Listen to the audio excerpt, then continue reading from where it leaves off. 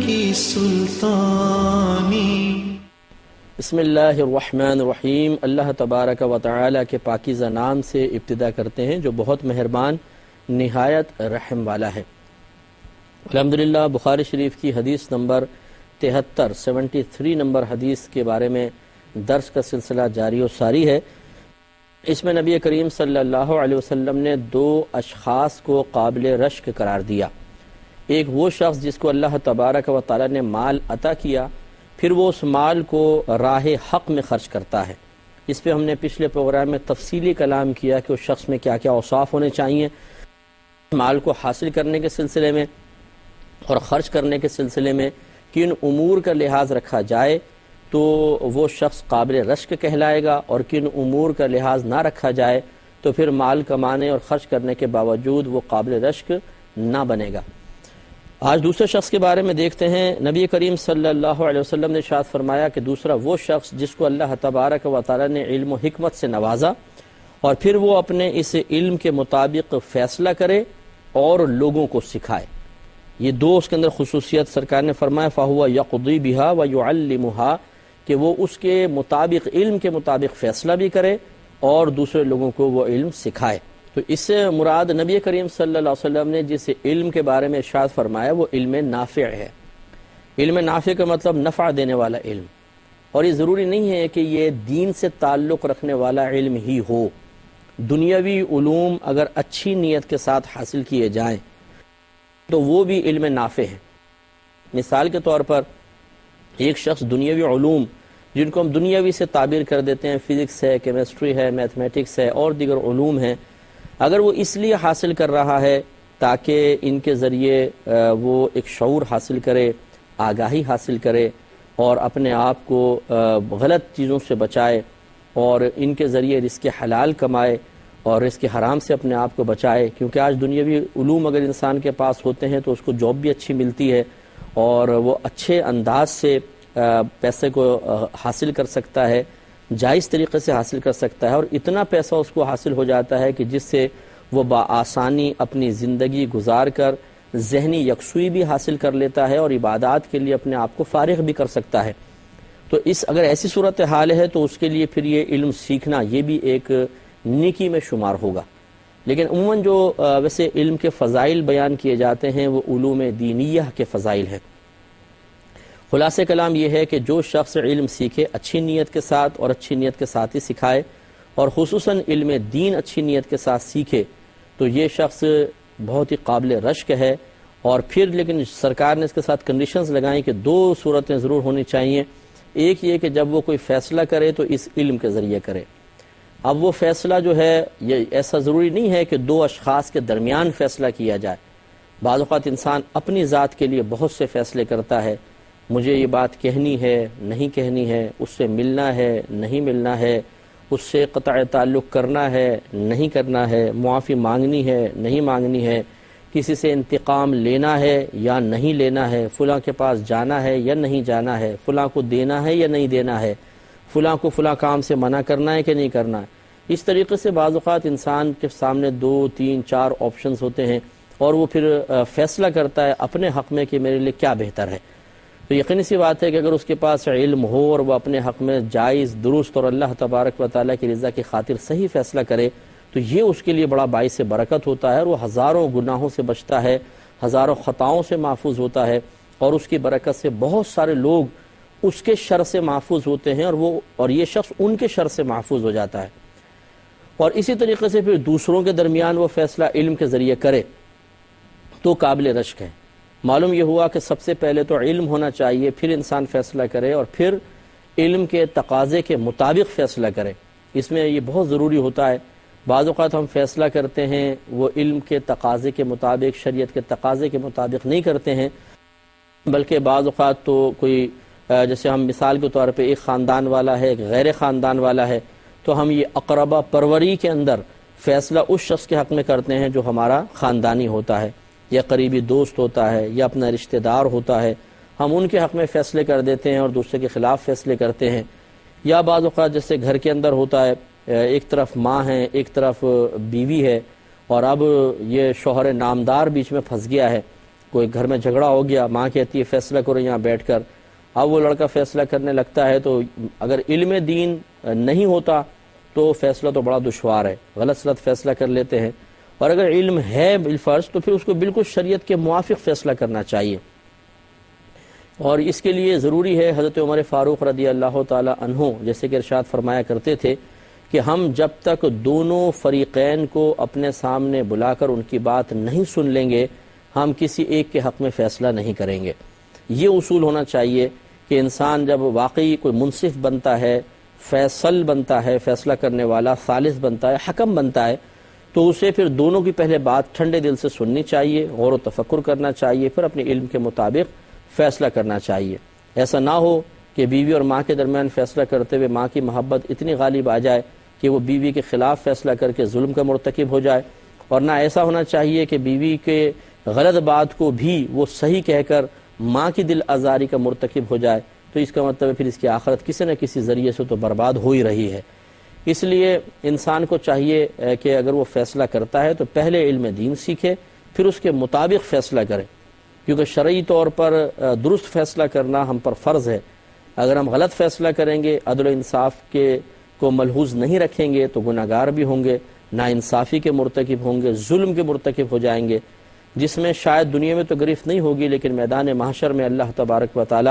جس مظلوم کے خلاف ہم نے غلط فیصلہ کیا تھا اس کو کھڑا کرے گا اور پھر ہم سے اس کو بدلہ دلوائے گا، اس طریقے سے کہ ہماری نیکیاں نکال کر اس کے نام اعمال میں ڈالی جائیں گی، اور اگر ہمارا نام اعمال نیکیوں سے خالی ہوا تو اس کی برائیاں نکال کر ہمارے نام اعمال میں ڈال دی جائیں گی۔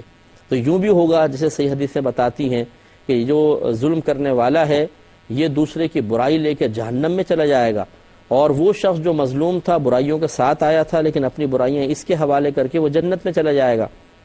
اللہ تعالی ہم سب کو اس میدان معاشر کی ذلت سے اور اس نقصان سے محفوظ فرمائے۔ تو لہٰذا بہرحال قابل رشک شخص وہ ہے کہ جو علم سیکھے اور اس کے مطابق فیصلہ کرے۔ لہٰذا ایک تو علم سیکھنا چاہیے، دوسرا جو صاحب علم لوگ ہیں ان کو غور کرنا چاہیے کہ وہ قابل رشک اسی وقت بنیں گے کہ جب وہ لوگوں کے درمیان فیصلے یا اپنے رشتہ داروں کے درمیان فیصلے اس علم کے مطابق، شریعت کے تقاضے کے مطابق کریں گے۔ دوسرا سرکار نے شاید فرمایا کہ وہ علم سکھائے بھی آگے، تب قابل رشک بنے گا۔ ہمارے ہاں یہ بھی ایک بڑی مصیبت ہے کہ ہم علم کو دوسروں تک پہنچانے میں بخل سے کام لیتے ہیں، سستی سے، غفلت سے، اور یا بعض اوقات سیاست سے کام لیتے ہیں۔ یہ سب امور غلط ہیں، خصوصاً جو علوم دینیہ ہیں ان کے بارے میں تو نبی کریم صلی اللہ علیہ وسلم نے ارشاد فرمایا جس نے علم کی بات کو جان بوجھ کر چھپایا وہ بروز قیامت اس حال میں آئے گا کہ اس کے منہ میں آگ کی لگام ہوگی، یعنی جسے جانور کو لگام ڈالتے ہیں اس طرح اس کے منہ میں آگ کی لگام ہوگی جس سے اس کا منہ جل رہا ہوگا، تکلیف ہوگی، اذیت ہوگی۔ تو لہٰذا علم کی بات جو واقعی دین سے تعلق رکھتی ہو اور لوگوں کے لیے نافع بھی ہو اور اس کو بیان کرنے کی ضرورت بھی ہو، اسے اپنا تک روک کے نہیں رکھنا چاہیے، اسے فوراً بتانا چاہیے۔ اگر ہم نہیں بتائیں گے تو گناہ گار ہوں گے۔ تو اب بعض اوقات تو سستی اور غفلت ہوتی ہے، ہر شخص ہمارا جو مسلمان ہے وہ اپنی ذمہ داری محسوس نہیں کرتا ہے۔ ہزاروں چیزیں ہم سیکھتے بھی ہیں، سنتے بھی ہیں، لیکن پہلی بات تو یہ کہ اسے بیان کرنے پر قدرت حاصل نہیں کرتے ہیں، تو ہم کسی کو پھر وہ بات سمجھا نہیں پاتے ہیں، اور وجہ اس کی وہی ہوتی ہے کہ احساس ذمہ داری نہیں ہے۔ حالانکہ نبی کریم صلی اللہ علیہ وسلم نے ارشاد فرمایا کہ بلغوا عنی ولو آیا، میری طرف سے اگر ایک آیت بھی تمہیں حاصل ہو تو اسے دوسروں تک پہنچا دو۔ تو یہ پہنچانے کا حکم ہے جس پر علماء نے لکھا ہے کہ ہر شخص مبلغ ہے، اسے چاہیے کہ جو کچھ وہ سیکھے بعینی ہی اپنے دوسرے مسلمان بھائی تک پہنچائے۔ لیکن ہم میں سے ہر شخص اس ذمہ داری کو محسوس نہیں کرتا ہے۔ ہم یہ سمجھتے ہیں کہ تبلیغ دین کا فریضہ داڑھی والا کرے گا، امام والا کرے گا، عالم کریں گے، مفتی کریں گے، دارالعلوم والے کریں گے، حافظ قرآن کریں گے، یا جو تبلیغی جماعتیں بنی ہوئی ہیں جو باقاعدہ تبلیغ کا کام کر رہی ہیں وہ لوگ کریں گے۔ ہمیں کیا ضرورت ہے؟ یہی وہ ہمارا ایک بنیادی سوچ کا غلط زاویہ ہے کہ جس کی بنا پر علم پھر ذاتوں تک محدود ہو جاتا ہے، دوسروں تک پہنچتا نہیں ہے، شعور بیدار نہیں ہوتا ہے، ذہن کی مفلوجیت ختم نہیں ہوتی ہے، اور پھر بعض اوقات ایسا ہوتا ہے کہ یہ صاحب علم اچانک مر جاتا ہے، موت آ جاتی ہے اور اس کا علم اس کے ساتھ ہی قبر میں چلا جاتا ہے۔ تو اس لیے ہمیں کوشش کرنی چاہیے کہ علم سیکھیں اور فوراً سے پیشتر سکھائیں۔ تو ایک سبب نہ سکھانے کا تو یہی غفلت ہوتی ہے اور احساس ذمہ داری کا نہ ہونا ہے۔ دوسرا جسے میں نے عرض کیا کہ سیاست ہوتی ہے کہ انسان بعض اوقات ایک جگہ پر ایسے ماحول میں ہوتا ہے کہ علم کی وجہ سے اسے مرکزی حیثیت حاصل ہوتی ہے۔ اب اگر وہ علم دوسروں کو سکھا دے اور صحیح طریقے سے سکھا دے تو شیطان اس کے کان میں کہتا ہے کہ پھر دیکھ، جو اللہ نے تجھے ایک مقام دیا ہے، مرتبہ دیا ہے، بزرگی دی ہے، یہ اسی وجہ سے قائم ہے کہ یہ علم تیری ذات تک محدود ہے۔ اگر تو نے لوگوں کو علم سکھا دیا تو پھر تو تیری وہ ویلیو نہیں رہے گی، تو مرکز نگاہ نہیں رہے گا، اور نتیجہ یہ نکلے گا کہ یہ لوگ تیرے برابر میں آ کے کھڑے ہو جائیں گے، اور جیسی عزت تجھے حاصل ہو رہی ہے ان کو بھی ہوگی۔ تو پھر انسان سیاستاً دوسروں کو علم نہیں سکھاتا ہے اور اس علم کو اپنے پاس محدود رکھتا ہے۔ اور بعض اوقات ایسا ہوتا ہے کہ ایک طالب علم اس کے پاس آتا ہے، دین سیکھنے والا آتا ہے، لوگ مسئلے پوچھنے کے لیے آتے ہیں اور وہ ان کو گول مول سا جواب دے کر رخصت کر دیتا ہے، تاکہ ایسا نہ ہو کہ سیکھنے کے بعد کل کو یہ میرے سامنے کھڑے ہو جائے۔ یہ عموماً بڑی معذرت کے ساتھ ہم نے دیکھا ہے کہ بعض مسجدوں کے ائمہ یہ کام کر رہے ہوتے ہیں، وہ یہ کہتے ہوئے بھی نظر آتے ہیں کہ جو سامنے ہماری عوام ہے اس کو زیادہ نہ سکھاؤ، اگر سکھاؤ گے تو کل ہماری ہی گرفت کریں گے۔ تو بھائی سوال یہ پیدا ہوتا ہے کہ آپ کی گرفت کیوں کریں گے؟ آپ وہ ایسا کون سا کارنامہ کر رہے ہیں کہ اگر ان کو علم سکھا دیا تو یہ آپ کی گرفت شروع کر دیں گے؟ خواہ تو کوئی بھی گرفت نہیں کرے گا۔ تو ہوتا یہی ہے کہ بعض اوقات انسان خود تھوڑا سا بے عمل ہوتا ہے، غلطیاں کر رہا ہوتا ہے، اور مطلب ایسے امور میں مشغول ہوتا ہے جس کو لوگ کم علمی کی بنا پر عیب نہیں سمجھتے ہیں۔ اب اگر وہ علم سکھا دے گا تو لوگوں میں شعور بیدار ہوگا، پھر وہ گرفت بھی کریں گے، تنقید کریں گے۔ تو اس لیے سیاستاً پھر بعض لوگ علم نہیں سکھاتے ہیں۔ میں خدا نخواستہ کہ ہر مسجد کے امام صاحب کے بارے میں، خطیب صاحب کے بارے میں نہیں عرض کر رہا ہوں، بعض لوگ ایسے ہوتے ہیں، اور جو ایسا ہے اگر سنتا ہے، ہماری بات سن رہا ہو، اللہ کر کے اس کو سمجھ میں آئے کہ یہ قطعاً غیر مناسب بات ہے، علم کو اس طرح محدود نہیں رکھنا چاہیے۔ انسان خود اپنے آپ کو اچھا بنائے، باعمل بنائے، متقی بنائے، پرہیزگار بنائے، خطائیں اعلانیہ طور پر بلکہ چھپ کر بھی نہ کرے، تاکہ اگر آپ لوگوں کو علم سکھائیں اور وہ اس علم کی روشنی میں آپ کی ذات کا، آپ کی شخصیت کا محاسبہ کریں یا تجزیہ کریں، مشاہدہ کریں، تو ان کی نگاہ جتنی مرتبہ اٹھے وہ واپس پلٹے تو یہی کہتی ہوئی واپس پلٹے کہ اس میں کوئی عیب نہیں ہے، اس میں کوئی خطا نہیں ہے، اس میں کوئی خرابی نہیں ہے۔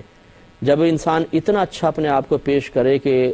صاحب علم لوگوں کی نگاہیں اس میں عیب تلاش نہ کر سکیں، اور عوام جو صاحب علم ہو چکی ہے ان کی نگاہیں مایوس لوٹ آئیں اور کوئی عیب تلاش نہ کر سکیں، تو پھر ایسے شخص کی کچھ اور ہی برکت ہوتی ہے، لوگ اس سے متاثر ہوتے ہیں، اس کی زبان میں ایک شیرینی ہوتی ہے، روانی ہوتی ہے، تاثیر ہوتی ہے، لوگ اچھا اثر قبول کرتے ہیں اور معاشرہ سنورنا شروع ہو جاتا ہے۔ تو خلاصہ کلام یہ ہے کہ علم نہ دینے کی کئی وجوہات ہوتی ہیں، ہمیں بھی غور کرنا چاہیے۔ پہلی بات یہ کہ کیا ہم نے علم سیکھا ہے کہ نہیں سیکھا؟ اگر نہیں سیکھا تو سیکھنے کی کوشش کریں۔ نمبر 2، اگر علم سیکھا ہے تو کیا ہم اس کے تقاضے کے مطابق یا شرعی تقاضے کے مطابق اس علم کو استعمال کرتے ہوئے لوگوں کے درمیان فیصلے صحیح کرتے ہیں؟ اگر کرتے ہیں تو بہت اچھی بات، نہیں کرتے ہیں تو ذرا اس پہ بھی سوچنا چاہیے۔ اور تیسری بات یہ کہ علم سکھانے میں ہم کوئی بخل سے کام تو نہیں لیتے، ایسا تو نہیں ہے کہ پہلے اپنے فائدے دیکھتے ہیں، فائدہ نظر آئے تو علم سکھاتے ہیں ورنہ نہیں، یا پہلے اپنے نقصان دیکھتے ہیں کہ سکھانے میں نقصان تو نہیں، اگر ہے تو نہیں سکھاتے ورنہ سکھا دیتے ہیں۔ یہ غلط طریقہ ہے۔ علم ضرور سکھانا چاہیے۔ جس کا اللہ تبارک و تعالی نے علم کے حصول کے سلسلے میں حصہ ہمارے علم میں رکھ دیا ہے وہ تو اس کو ملے گا ہی ملے گا، کیسے بھی ملے۔ اگر ہم روکنے کی کوشش بھی کریں گے کسی نہ کسی ذریعے سے اس تک وہ علم پہنچے گا۔ تو اس لیے بہتر یہ ہے کہ اپنا ذہن بنا کر اخلاص کے ساتھ علم سکھائیں۔ تو اس لیے جن کے پاس علم موجود ہے وہ سکھانے میں بالکل بخل سے کام نہ لیں، اور اگر نہیں سکھا رہے اور اس کا کوئی سبب سمجھ میں آ رہا ہے تو فوراً سے پیشتر اس سبب کو ختم کرنے کی کوشش کریں، تو پھر ہم انشاءاللہ قابل رشک لوگ بن جائیں گے۔ تو اب یہ سرکار نے 2 اشخاص کا ذکر کیا، ایک وہ جس کو مال ملا، ایک وہ جس کو علم دیا گیا۔ مال والا اللہ تعالیٰ کے راہ میں خرچ کرتا ہے، علم والا اپنے علم کے مطابق عمل بھی کر رہا ہے، اس کے ذریعے فیصلے کر رہا ہے، دوسروں کو سکھا رہا ہے۔